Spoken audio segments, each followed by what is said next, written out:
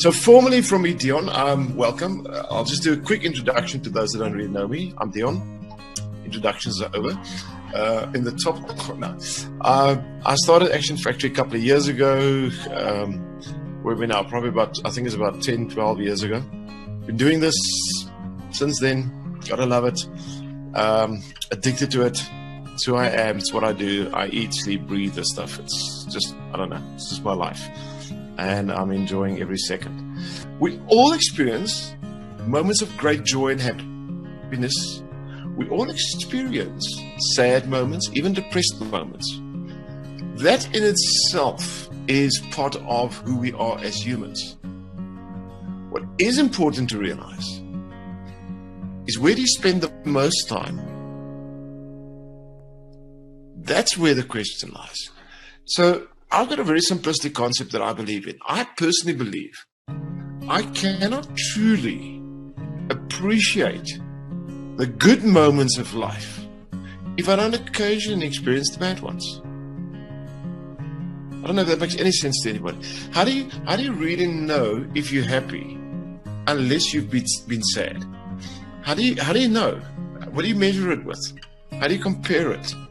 So for me as a human, I don't fear or have a negative, anxious attitude towards my own states when I go into a bit of a negative state. I see it as normal, but I don't spend a lot of time there, and I don't allow it to control me and take over my life. Therein lies the difference. I take control of who I am, and as humans, if we understand how, we can actually control our states. So the first thing we need to understand, guys, is we're not magicians. You know, just because we're coaches and we've been in the industry a long time, it doesn't mean we've got a magic wand. It doesn't mean that we are in this constant hyped up state. We also have states that go up and go down. It's normal. Your clients will have the same, as do you. The question is, where do you hover? Which state is your default state? If you're in a depressed state most of the time, that's when you get diagnosed as depressed. That's when people say you're now manic depressive. Why are you manic depressive? Because you're there most of the time. Now here's a quick secret. Did you know that even a manic depressive have happy moments? I mean, how disappointing. One would expect them to be depressed all of the time. No, they also have happy moments, but they're few and they're far between. So what do we do as coaches to a certain extent? We take people on a journey where they can experience above, call it the average line, a good state, a bliss state, a pleasing state, a congruent state most of the time. Does that make sense? Now, one of the concepts that I really want you guys, I want you to get this. It's important to get this. We as humans, when we buy something, when we acquire a piece of technology, it comes with a user manual. If I go and buy my wife a new washing machine, what a nice husband.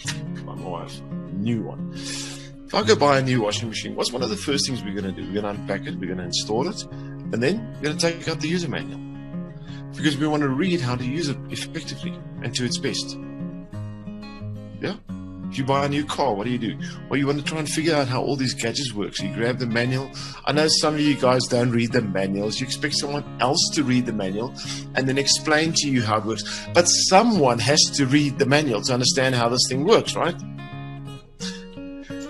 We didn't come with a user manual. Humans are the most complex pieces of machinery, equipment, things, whatever you want to call them, on this planet. And we did not come with a user's manual. In fact, no one has printed one yet. So the problem we have with that is we've got to figure this stuff out ourselves. And some people are brilliant at figuring it out quickly. Some people just take a little bit longer. Some people figure it out for one part of their lives, and then the next season comes, And the stuff we figured out for the previous season doesn't apply in this season, and now we're screwed, and we're going to start from scratch again. But here's the principle behind it. That's normal. What we often do is we judge people that struggle figuring it out. No, they're not broken. They're just different. That's all it is. And it's okay to be on a journey of figuring it out. Because here's another last secret. One of many. No human has ever figured it out 100%. If you do figure it out 100%, please call me. I'll come and worship at your feet, because then clearly you are absolutely supernatural. So nobody has all the answers. We don't have all the answers. No, we don't. We've got some techniques to help people find the answers. So as a coach or as an NLP practitioner, do you believe that you are so sorted that you can tell other people how to live their lives? So rule number one, when we coach people, when we take people through NLP processes, we don't tell them what to do. My life, I believe I've got my life sort of sorted, but not everything. But if I want to tell you how to live your life, then I must have some kind of belief in my head that I know more about your life than what you do, and I can live your life better than you. Which means I must have one massive ego.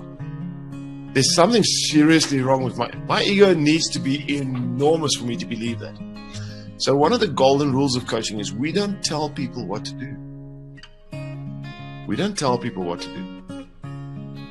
That's a massive misconception a lot of people have with coaching. So let's put that in the grave right now. What we're going to teach you guys is a process of, or a string of different techniques and skills that allows your client to come up with their own solution, to apply that solution in their lives, and then reap the rewards. Because they have the solution. When they come and see you with a problem, they already have the solution. Let's rock some worlds here quickly. Did you know that your brain can only identify a problem if it already knows the solution? That's the only way the human brain can identify that there is a problem. Let me give you a practical example quickly. If you get into my car, well, I don't drive a car, I drive a bakkie, but either way. If you get into my bakkie and my windscreen is cracked, how will you know my windscreen is cracked? Let me give you the answer. The only way your brain can recognize the crack is by knowing what the windscreen looks like without a crack.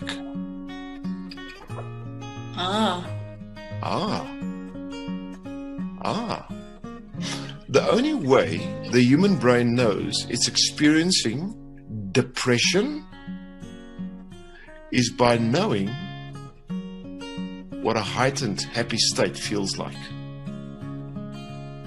The only way the human brain knows it's experiencing an anxious moment is by knowing what a calm moment feels like. The only way the human brain knows it's in a stuck state is by knowing what it feels like by being in a fruitful, effective, productive state. The only way you know you're not succeeding is by knowing what success feels like. You only know you have a problem if your brain knows the flip side of it, which is the solution. Most of us believe that we should intellectually know what the solution is. The solution very often lies on a subconscious level. It's not something we logically think about. Nobody gets into the bakkie and says, oh, look, I know what that windscreen should look like. This clearly is not the way it should look like. Therefore, this must be a crack.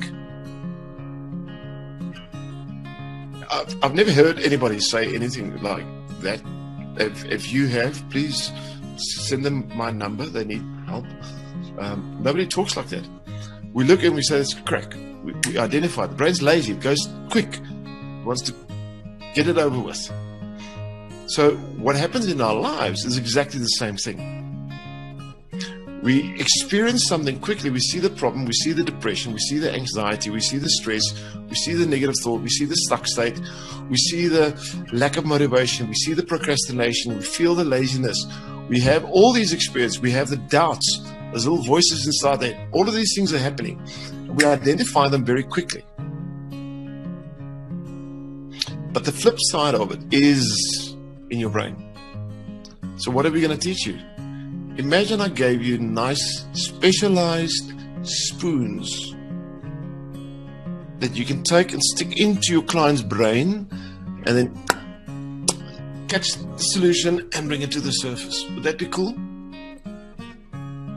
That's exactly what we're going to teach you guys. That sounds crazy, doesn't it? How many times in your life have you made a decision and you do the opposite? How many times on a day? Let's think about it quickly, because you know what? We as humans, we're smart beings, eh? We're smart. We've put men on the moon. We've created cell phones, computers. We can fly around the world. We've got trains that are fast. You know, we can do medical stuff. Take a heart out of this body and put it into that body. I mean, how crazy is that? I mean, we're smart, aren't we? Well, we know what to put in our mouths, what's healthy, but we don't always. Has anybody here eaten anything that's unhealthy? McDonald's, KFC, Burger King. Come on now. Deep fried oily chips. Ooh. Extra fat on the steak. A little bit of too much water. Guys, intellectually, we know what to do with our health. We know we should go for walks. We know we should go for jogs. We know we should go for a cycle. We know we should exercise. We know we should do all the things.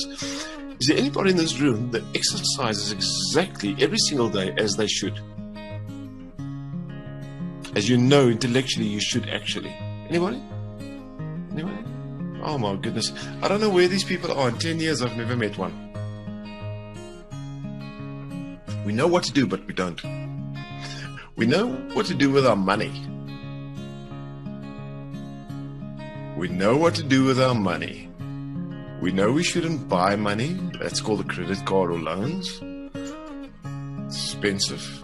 We know we should save some of it.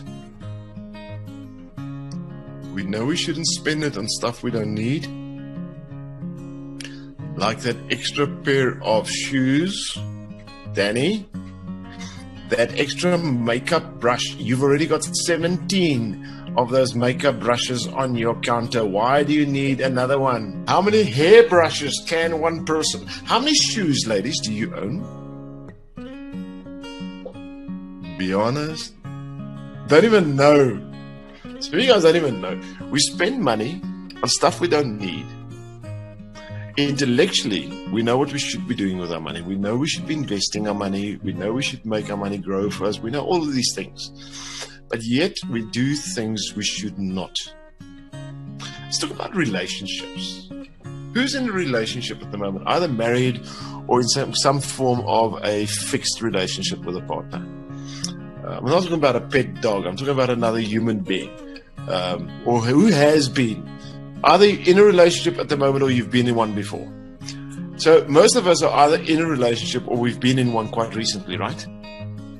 So I've been married 36 years. Let me just explain something quickly about relationships. Who of you guys in your relationship sometimes said something to your partner and as those words came out of your mouth, you just knew, this is wrong. And yet you continued saying it. Oh, but here's the worst part of it all. Yes, babe. A minute or two after you said that wrong thing and you felt bad about it, inside of that argument, you still justified it. I'm not going to lose this fight. I'm going to win this one. I don't care if I'm right or wrong. I'm going to show you.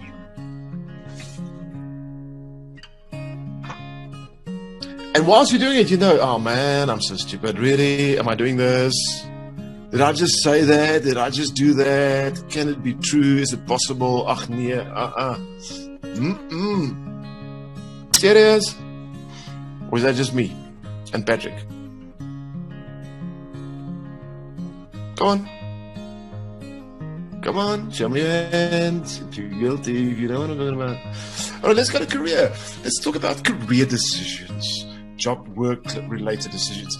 I mean, we know, especially if we're employed by a, organization like a big green machine or something. We don't know exactly how much energy and effort we should put in. We know we should be time conscious. We know what we should be doing, isn't it?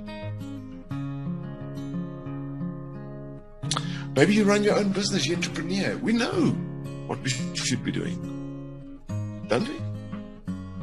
How many of you actually do what you know you should be doing? I know there's days you do more, I know it, but who's ever came up with a reason not to do something today that you know you should have, and you hid behind a ridiculously cock excuse? Oh yes. All right. Here's the principle. Here's the principle we need to understand. You ready for a shocker? Your conscious brain only makes approximately 5% of all your decisions. The subconscious brain makes about 95% of your decisions.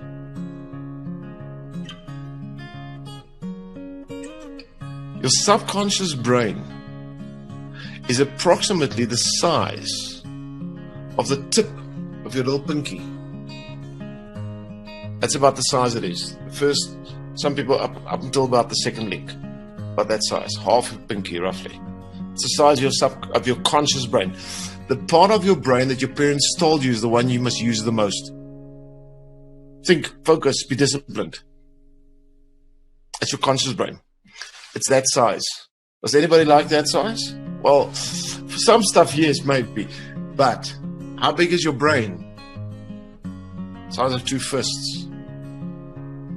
So let me ask you this question. How is it then possible that we as Westerners have decided that that small part of the brain is the smart one?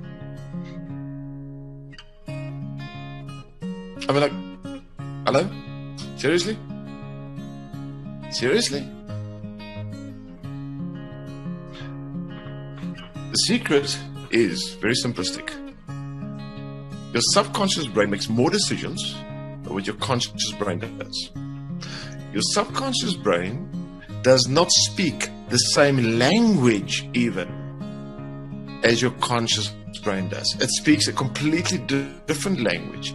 In fact, there is no language in the subconscious. A lot of people believe the subconscious is the home of language. No, it's not. It merely has concept. It's one of the reasons why your subconscious brain cannot take a negative instruction. Subconscious brain cannot negate. So if I tell you now, Walida, I know you work for a bank that's a big green bank. I don't want you to think about a brand name bank that has got a lot of blue in its brand. Don't think about that bank right now. Now, every one of you guys thought about that bank. But I told you not to. How is it possible? Not only did you think about the brand, you saw the sign and you probably saw the slogan that comes with it. I mean, how rude. You probably saw the last place you even saw that sign. How incredible is that? How did that happen? Well, quite simple. Because conscious language that we use as humans is not the same language that the subconscious brain uses. The subconscious brain uses concept. So when I speak, what the subconscious did is it just grabbed the concept. The detailed instruction, don't think about the big blue bank. It didn't comprehend that, didn't even understand it. It just heard Big Blue Bang and it went there. It just experienced it. That's why when you're on that very strict diet of fruit and nuts, and some vindictive person puts this beautiful chocolate cake in front of you, your conscious brain just goes, lack of fun, emotions driven, yeah. There's no logic. Conscious brain says, don't eat this. Subconscious brain goes, love it. I don't care. When you walk into that shop, that same thing drives you. So here's the concept you need to understand. Subconsciously, you make a lot of decisions, but here's the key. A lot of those decisions are driven by the emotional state you are in at that moment. Now, can a chocolate cake influence your emotional state just by looking at it? Oh yeah. Well, let's reframe. Pair of shoes. Can it influence your emotional state just by looking at it? Absolutely. Absolutely. And the moment it influences your emotional state, your subconscious brain starts making different decisions. Now here's where we need to understand. Throughout your day,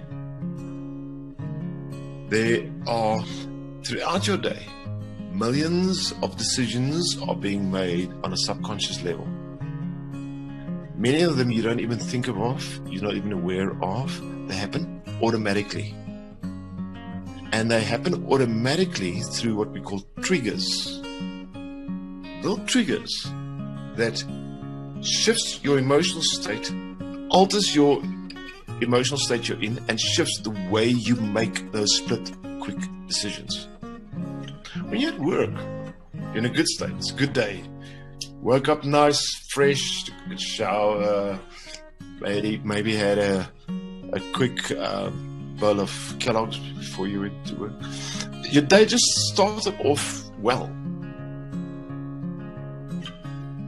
And then someone says that statement in the workplace, and all of a sudden the bitch comes out. Like your state shifts, your responses shifts, your behavior shifts, your internal dialogue shifts, the way you make decisions shifts, the way you respond shifts, the way you behave shifts, the way you feel shifts during and after. Because now you blame yourself. Oh, I shouldn't have done that. Oh, I'm so terrible. I've got no self-control whatsoever. So let me ask you this question. Who's in control of your mind?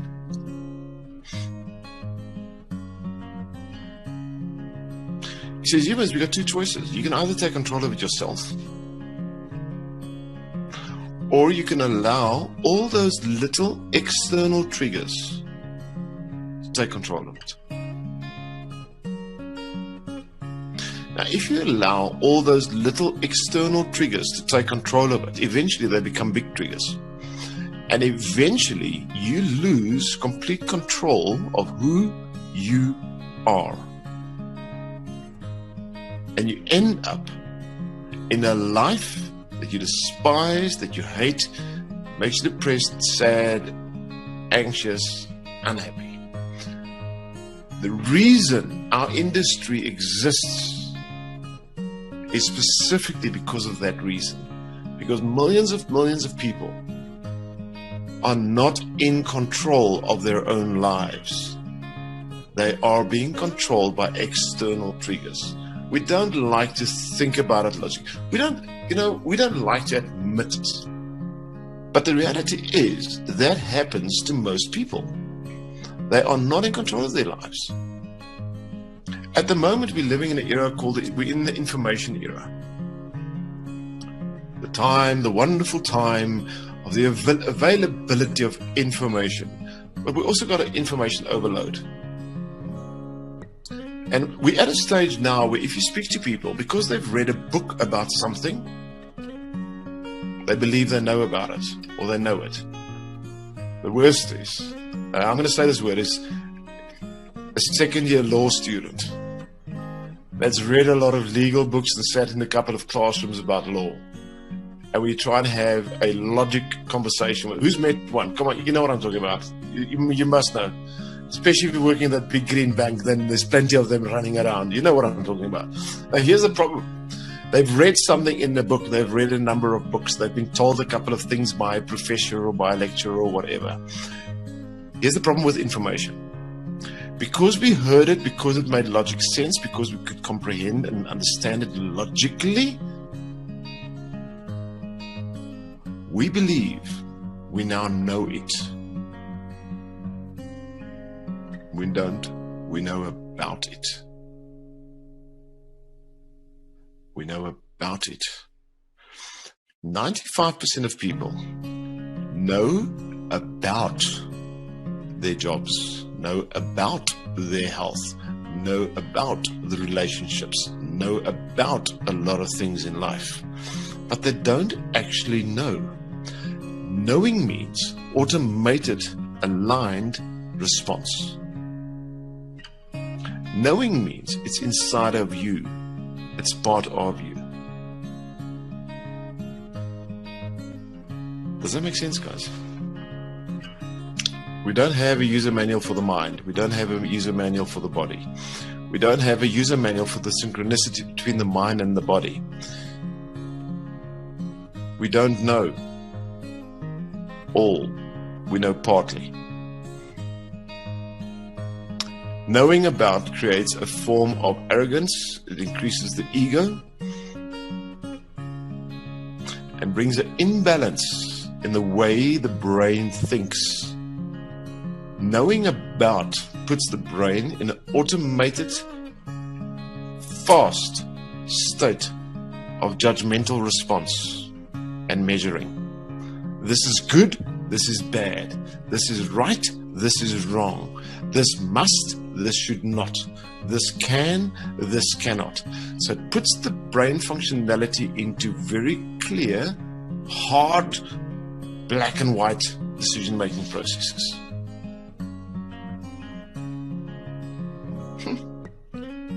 We do it in our relationships.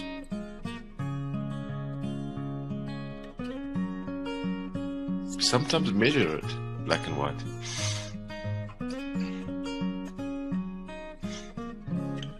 We measure what we do for a living, black and white. How many hours? What are the benefits? Salary? Who do I report to? What's my career path look like? Good job, take it. Does it bring me joy? Does it develop me? Does it allow my creative juices to flow? Is it synchronized with my true value system? Will this really develop me as a human being? Will this add value to the world? Will it leave a wonderful... No, none of that, man. How much money? Give me the salary first, please. Let me look at the salary, that I'll tell you if I want the job or not.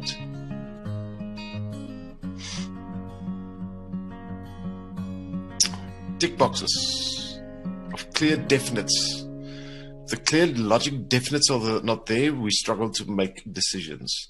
The reason we struggle to make those decisions is because we don't know. We don't know the inner truths anymore. So we go through life with knowledge or information. And based on the information, we make decisions, judgment calls, choices. We act accordingly.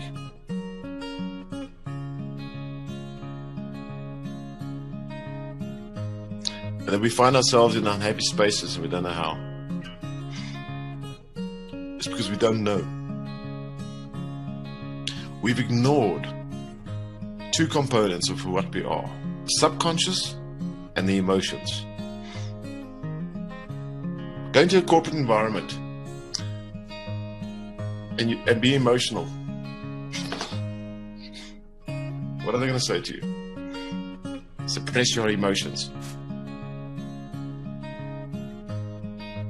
Am I right?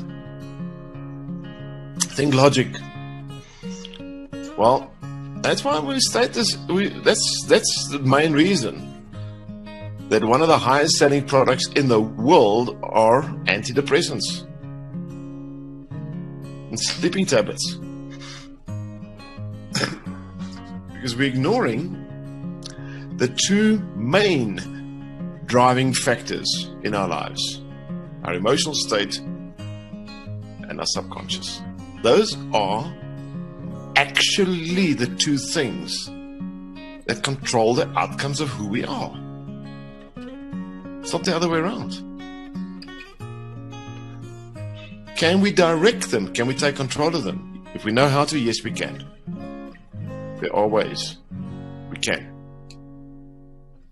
Can we control it completely? No.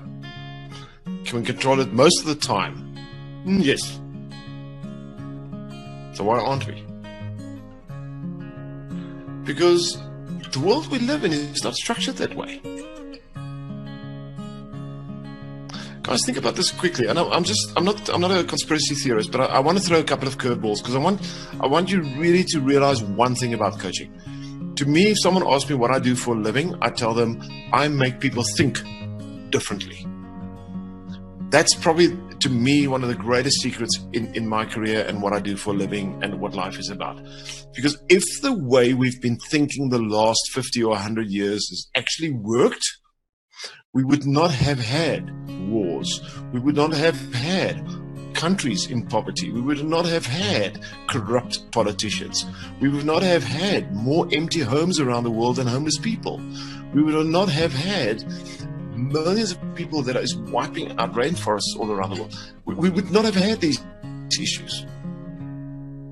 Things would have looked different. So I wanted to teach people to think differently and think with a different part of the brain. Take control of the emotional states. Utilize it to your benefit. Learn to identify the different emotional states. How do they serve me? Which states serve me? Which states don't serve me? When I'm in a state that doesn't serve me, how do I get out of it into a state that serves me? Is that possible? Yes, it is. Your state can shift in a second. A second.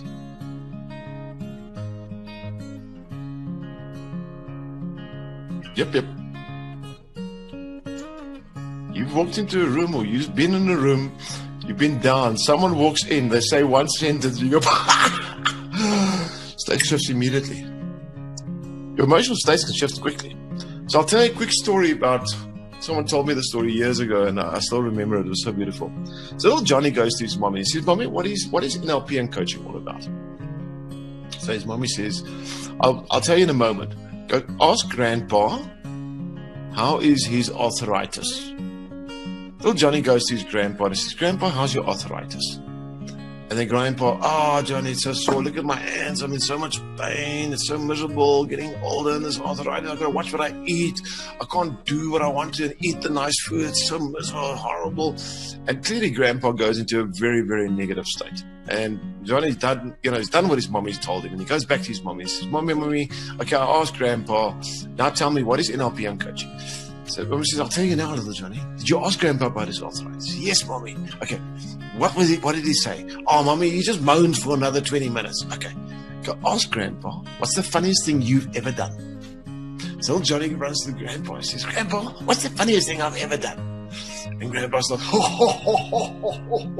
"Oh, little Johnny, and he starts telling stories about all things and twerky things about little Johnny. And he's sitting there and he's laughing. Little Johnny runs back to Mommy and says, Mommy, what is NLP and coaching?" He says, "Johnny, did you ask Grandpa about it?" "Yes." "What was Grandpa's response?" He was just laughing the whole time. That was NLP and coaching.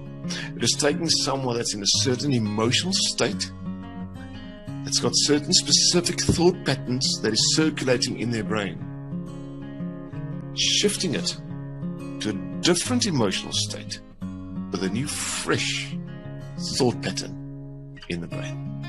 Because if we can create that, the types of decisions we make will be different. When I'm in a bad state, I make bad decisions. When I'm in a good state, I make good decisions. Every single decision I make is state dependent. If we shift states, if we change the way people have internal dialogue and the way they make decisions, if we teach people how to sometimes behave differently, if we teach people how to experience the same thing differently and get different feedback into the brain, we bring about shifts, internal shifts, permanent shifts inside of the person. And people literally go from being this person to another person in a very short time frame. We can actually recreate who we are if we start applying the correct skills and tools. If we make the right choices, we can predetermine who we want to be a year, 2 years, or even 5 years down the line. I want that to sink in. If you understand how to take control of your emotional state, and your subconscious, the types of decisions you're going to make will change. The type of behaviors you're going to act out will change. The type of experiences you're going to have will change. The type of learning and understanding you experience in this life will change. Your belief system, your value system, everything shifts. The person you are today is not cast in stone. You are a living being, which means you're capable of change, adaptation, change. How cool is that? Think about this quickly. Who would you like to be 5 years from now?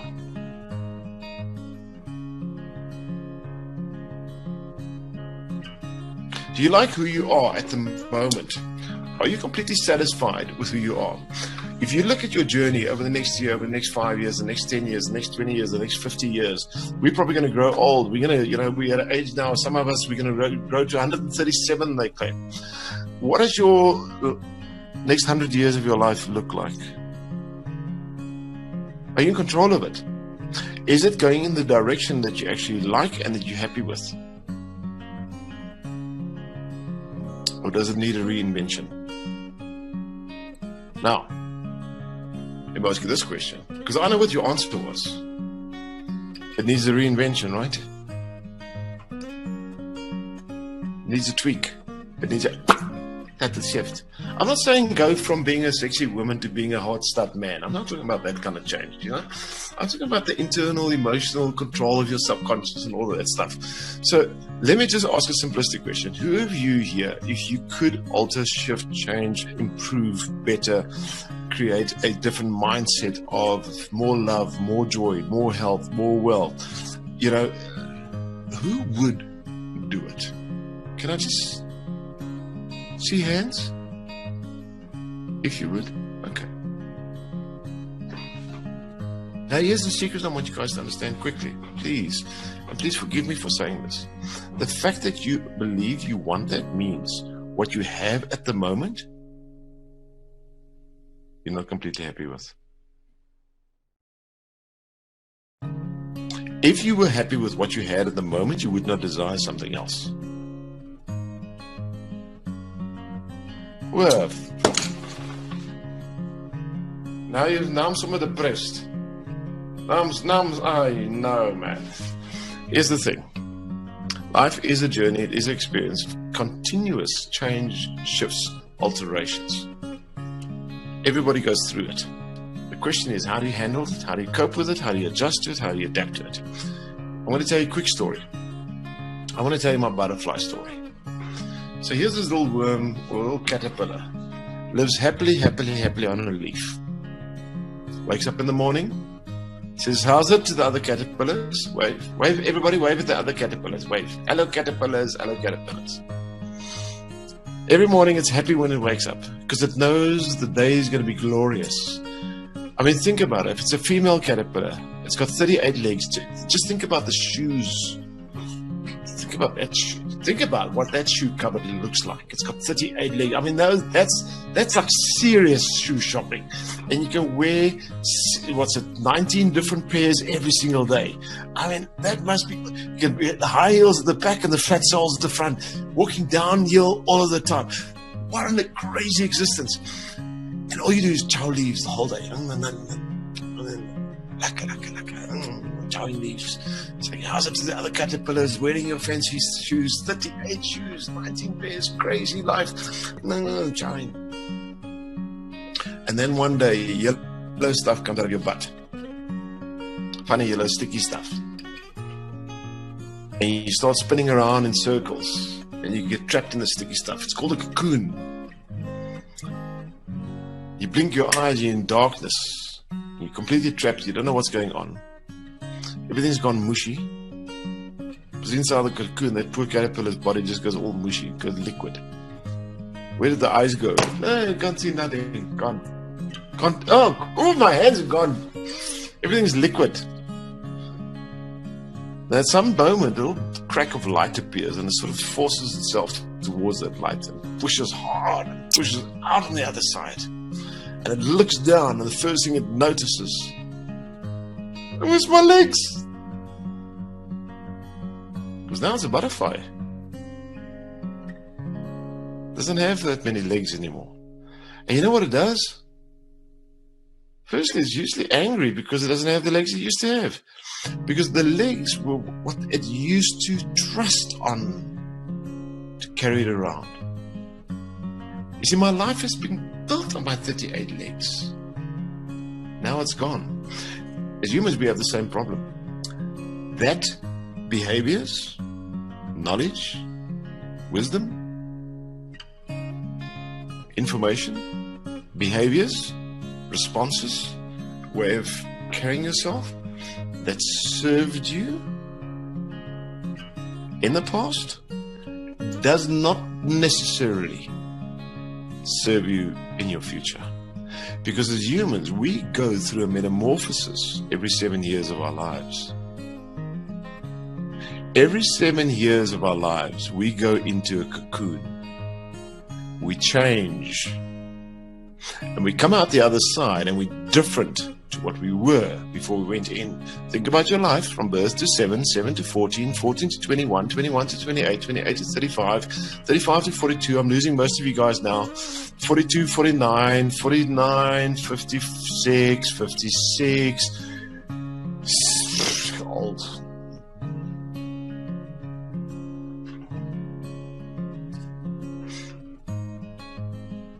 Just because that what served you yesterday is not serving you today, hear me on this one, does not mean it has to.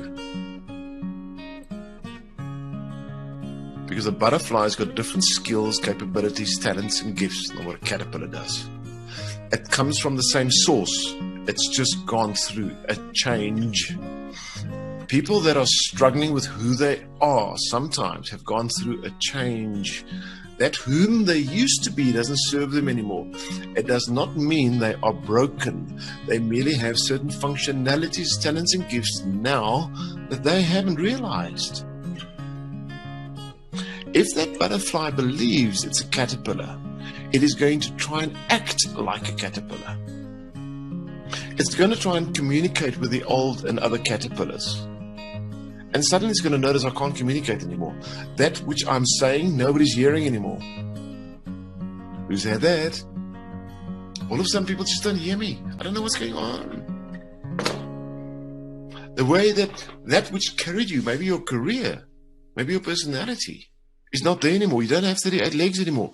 You now need to use something else, which is wings. And here's the thing. The moment you grasp that concept, you can fly and you can do things in your life you've never dreamed of before.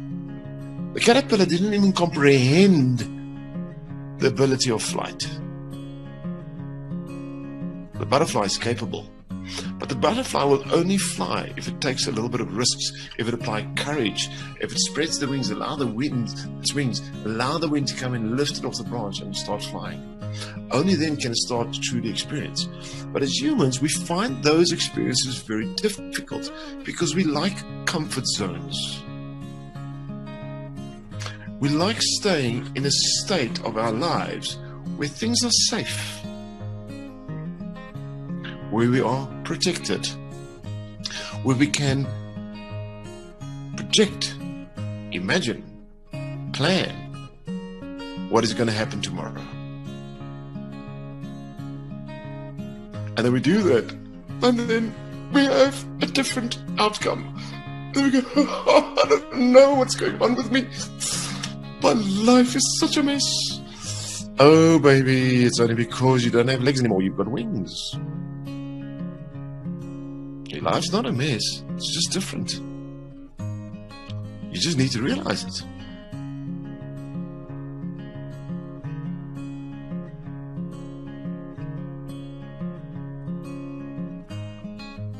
Isn't that crazy? Are you guys connecting dots? Are you learning something? Are you starting to notice something about who you are?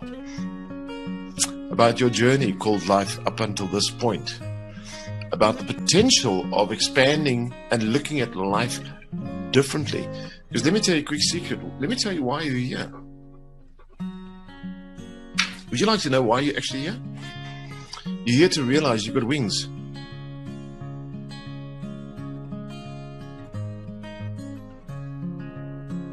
And we need to get you to let go of those 38 pairs of shoes that you've been carrying around. Because you're not going to need them now. We need to get you to realize that you can't eat the leaves anymore. Eating a leaf is impossible because your mouth doesn't function the way it used to. It does not mean your mouth is broken. It means it works differently. When things change in life, the person is not broken. They just work differently. They function differently.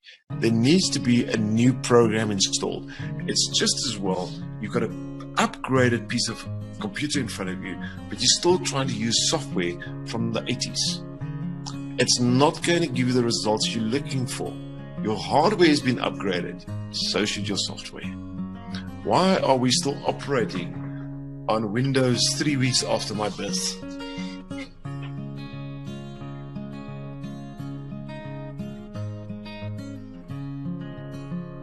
What model are you? My hardware is 57, my software is 26. Yeah.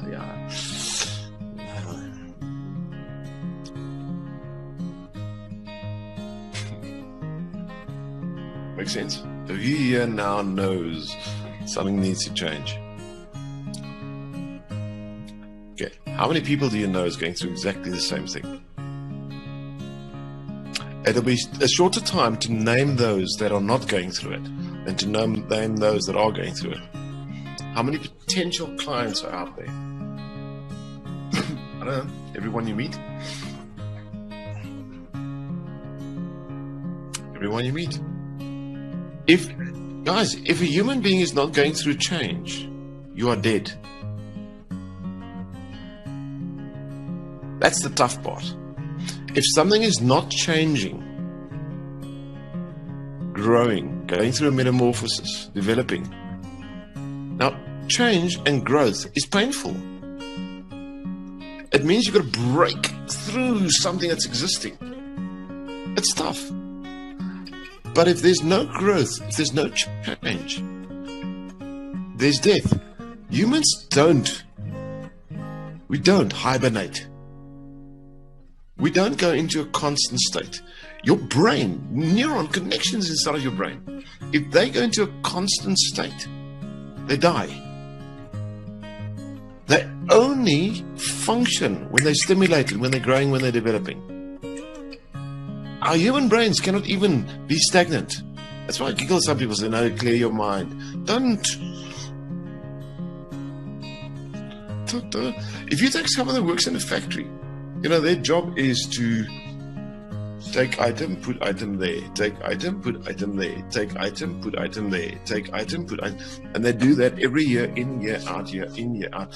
There's not enough stimulation for the brain. They literally, physically get dumber. Because the neuron paths in the brain, if they're not used, the brain prunes them. They die. When you were 5, 6 years old, you started to learn how to talk properly and you learned language and everything else. From about 7, 8, 9, 10, you stopped learning new languages. Try and learn a new language now and notice how difficult it is. The reason it's difficult is because that neuron path that your brain used to learn language hasn't been used for a long time. So the brain cut it out. It's been pruned, it's died.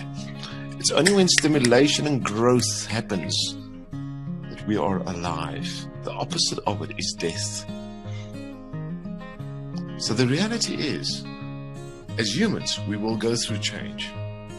As humans, we will sometimes struggle with that change and find it challenging. That's reality. It is what it is. It's life. That's why we're here. That's why there's a whole industry developed specifically about that. Cool?